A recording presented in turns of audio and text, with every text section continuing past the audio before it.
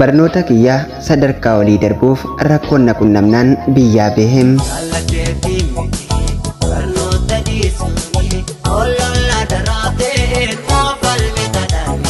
Ani maqaan kiyya Toofiq Hassan Qilxuun Jaamam bara 2012 keessa barnoota kiyya qormaata fixee osoo jiru yeroon barnoota kiyya kutaa 9 fi 10 takka waan baradhuun itti yaadee dhabu yaanni kiyya baay'atee harkaan qabuudhaaf natti ulfaannaan hiriyoota kiyya akkaan jaalladhu dhiisee akkaan gara biyya Arabaa imalu sammuu kiyya keessatti murteessem. Bara 2013 keessa kanumarraa kan ka'e gara biyya Arabaa deemuu eegaluun Somaaliyaa qaxxaamuree Yaman seenem. Yeroon Yaman seenuu guyyaa tokko Saadatti hidhamem. Saadarraayis mana hidhaa keessaa bahee Yaman qaxxaamuruun gaara Suudii yeroon seenuu gaara Marbaa kan jedhu keessatti shurtaan karatti na qabdeem. Yeroo kanas afaan Arabaa hin beeku turem. Ijoollee Arsii tokko kan waliin jirru afaan Arabaa beektu na bira turtem. Otuma isaan haasawanii dhagehen shurtaanis Rabbiin garaa nu laaffisee gannu lakkiftem. Imala keenya itti fufuun Saudi Arabiyaa seennem.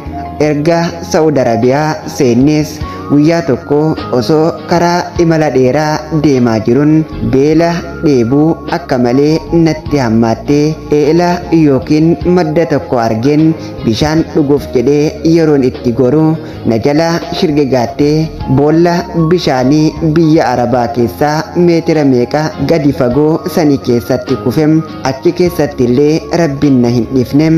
Gidaara gamaa fi gamanaa qabachaa tattaaffii jabaa godheen du'a irraa Rabbiin na hambisuun na baasem. Ergaan achi beellee imala kiyya itti fufuun ammas bakka hojii osoon hojjechaa jiru bara 2022 akka Malaaziyaatti akka malatti akkuma shurtaan na qabu kaatetti Rabbiin harkaa na baasuun akkaan biyya kana keessa jiraadhu na gargaarem.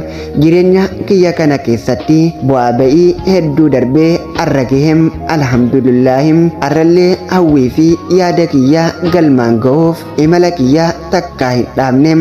Biyya Arabaa kana keessa oowwaa fi qorra asii fi achi imaluun barahaa biyya Arabaa kana keessa deemaan jiram. Rabbiin yaadaa fi hawwii kiyya galmaan naaf aagahum du'aa'ii naaf godhaadham. Hawwii fi yaanni kiyya galma naa geenyaan anis guyyaa tokko biyya kiyya Oromiyaa jiituu galee jiraachuun barbaadam.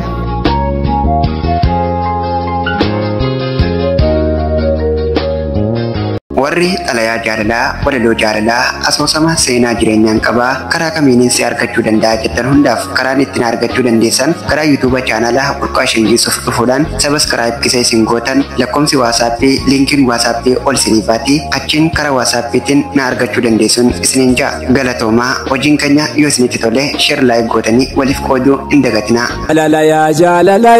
Jaalala yaa rokkeetti onnee seentuu halaala. Sheekan jettu manguddoof dargaggeessa meessumaan miliqtee seenta keessa.